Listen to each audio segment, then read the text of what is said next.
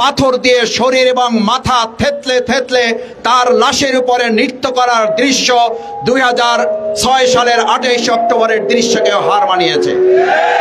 ব্যবসায়ীরা নিরিবিলি ব্যবসা করতে পারেন এবং আমরা চেয়েছিলাম আমরা আমাদের সমস্ত সাধারণ নাগরিক নিশ্চিন্তে নিরাপদে জীবনযাপন করবে, কিন্তু অত্যন্ত দুর্ভাগ্যের বিষয়, অত্যন্ত উদ্বেগ এবং উৎকণ্ঠার বিষয়, যখন আজকে আমরা এখানে সমাবেশের আয়োজন করেছি 19শে জুলাইয়ের জাতীয় সমাবেশ বাস্তবায়ন করার জন্য, সেই দিনেই আমরা লক্ষ্য করছি খুলনায় তারা নিজেদের মানুষকে জুমার নামাজ পড়তে যাওয়ার পথে গুলি করে তাকে বহিষ্কৃত তাদের দলের এক নেতাকে হত্যা করেছে। আমরা অত্যন্ত উদ্বেগ এবং উৎকণ্ঠার সাথে এটা দেখছি।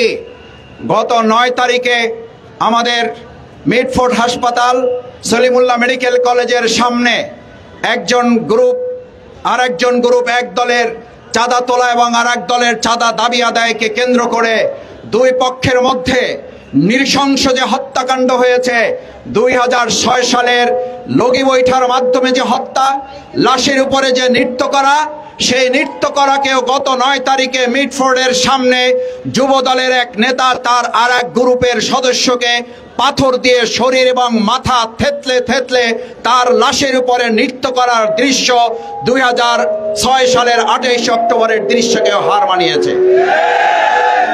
আমি একবার সেই ঘটনাটা ভিডিওতে একবার দেখার পর আমার সম্মানিত স্টাফ কোয়ার্টার ডেমরা অঞ্চলের ভাই বন্ধুগণ, আপনি কোন দল করেন আমি জানি না, আপনি কোন দলের সমর্থক আমি জানতে চাই না, আপনি যে দলেরই সমর্থক হন আপনার বিবেকের কাছে কোশ্চেন রাখবো, আপনি মিটফোর্ড এবং সলিমুল্লাহ মেডিকেলের সামনে হত্যাকাণ্ডের দৃশ্যটা 1 সেকেন্ড 2 সেকেন্ড 3 সেকেন্ড দেখার পর 5 সেকেন্ড আপনি ওটা দেখতে পারবেন না, ওটা একবার দেখার পর আপনি স্বাভাবিক থাকতে পারবেন না।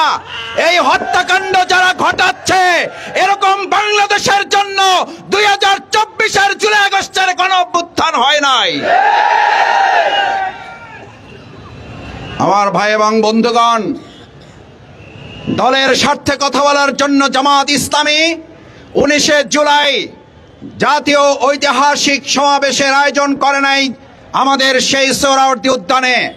আমরা এই সমাবেশ ডাকতে বাধ্য হয়েছি। আমাদের এটিএম আজহারুল ইসলাম সাহেব যখন কারাগারে বন্দী 2024-এর গণঅভ্যুত্থানের পরেও আমরা আন্দোলনের ডাক দেই নাই, আমরা নিবন্ধনের জন্য রাস্তায় নামি নাই। এখানে সাক্ষী আপনারা। আমাদের যে দাঁড়িপাল্লা প্রতীক আপনাদের আবেগের প্রতীক, আপনাদের ভালোবাসার প্রতীক, আপনাদের ন্যায় এবং ইনসাফের প্রতীক, জনগণের দাবি আদায়ের প্রতীক যে দাঁড়িপাল্লা দেখতে পাচ্ছেন, এই দাঁড়িপাল্লা প্রতীক কেনা হয়েছিল, তার জন্য আমরা রাজপথে আন্দোলনে নামি নাই। আমাদের নিবন্ধন বাতিল করা হয়েছে, আমরা রাজপথে আন্দোলনে নামি নাই। কিন্তু আজ আমরা রাস্তায় নেমে সমাবেশ করছি কেন?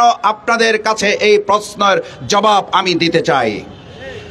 আমার ভাই এবং বন্ধুগণ, ডেমরা অঞ্চল, সম্মানিত সুধী মণ্ডলী, আজ যে হত্যাকাণ্ড, এই হত্যাকাণ্ড তো আওয়ামী লীগের দোসররা করছে না, তারা তো গত 17 বছর করে এই দেশ ছেড়ে পালাতে বাধ্য হয়েছে।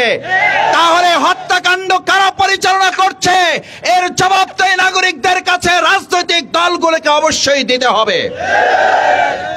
আপনারা যখন বলেন নির্বাচন দিতে হবে, নির্বাচনের সুষ্ঠু পরিবেশ আছে, লেভেল প্লেইং ফিল্ড আছে, আমাদের ডেমরা অঞ্চলের এখানকার জনগণ জানতে চায় আমাদের দেশ নিরাপত্তা পরের কথা, জনগণ নিরাপত্তা পরের কথা। যারা আগামী দিনের দেশ পরিচালনা করবে তারা তো তার দলের কর্মীদেরকে নিরাপত্তা দিতে ব্যর্থ হয়েছে। সেই ব্যর্থতার কারণে আজকে 100 জন নয়, 150 জন নয়, প্রায় প্রতিদিন 1 জন 2 জন করে নিজ দলের নিজ কর্মীরা যাদেরকে হত্যা করছে, আমরা তাদের বিবেকের কাছে প্রশ্ন করতে চাই, আপনারা দেশ নিরাপদ করবেন তো পরের কথা, আপনারা তো আপনারা দল পরিচালনায় নিরাপত্তার সাথে করতে ব্যর্থ হয়েছেন। যারা দল পরিচালনায় ব্যর্থ, যারা দলের কর্মীর নিরাপত্তা দিতে ব্যর্থ, এই দেশের মানুষ বিশ্বাস করতে চায় না তারা দেশ পরিচালনায় সফল হবে, জনগণের নিরাপত্তা দিতে পারবে। এটা কল্পনা ছাড়া আর কিছুই নয়। আমার ভাইয়েরা,